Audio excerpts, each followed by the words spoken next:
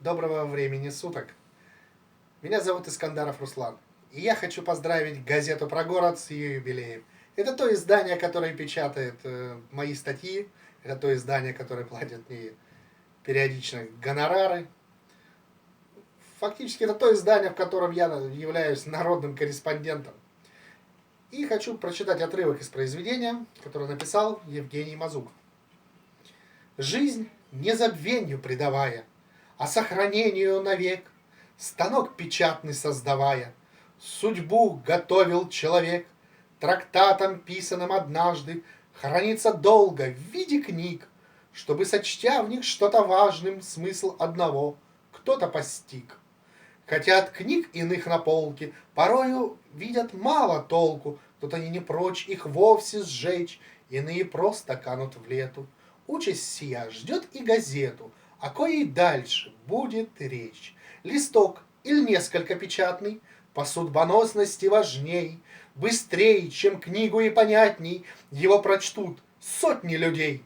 Пример последствий знаем сами, словно из тучи хлынет дождь, из искры возгорится пламя.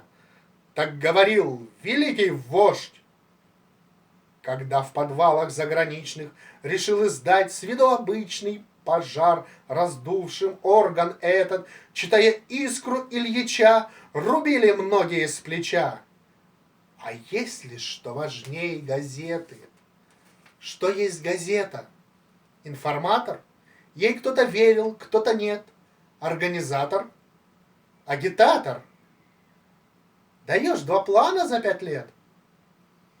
Газет, заметим, в самом деле, на свете в общем-то не счесть. Что нам Цайтунг, Таймс и Дейли, когда своя газета есть?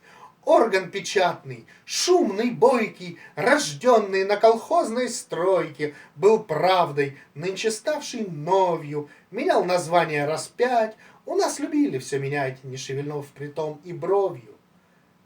Какой сегодня быть газете, когда есть блоги, интернет, чего лишь нет в том интернете, у многих шансов выжить нет. Аудитория стареет, увы, нет в мире постоянства, уже не так газета греет, как виртуальное пространство, уже не в каждый дом доходит, уже не всякий в ней находит ответы на свои вопросы. Их в интернете мегабайты. Чего изволите? Опросы? Кому газеты, кому сайты. С юбилеем!